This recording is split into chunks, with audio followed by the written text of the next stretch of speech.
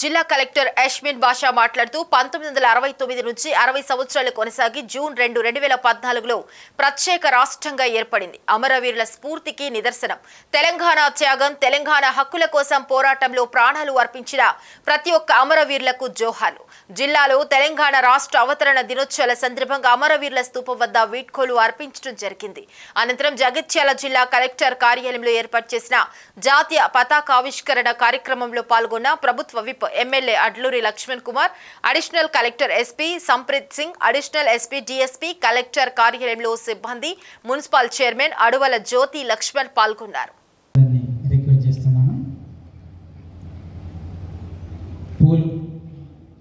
నాయకులకి పుష్పాంజలి ఘటించాల్సిందిగా గౌరవ జిల్లా కలెక్టర్ గారు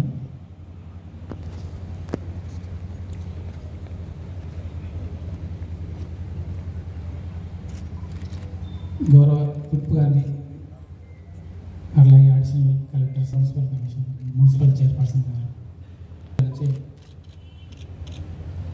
జాతీయ జెండా అన్ఫర్మ్ joint collectors additional collector LB గారు, అడిషనల్ కలెక్టర్ రెవెన్యూ గారు పుష్పాంజలి ఘటించాల్సిందిగా రిక్వెస్ట్ చేస్తున్నాం.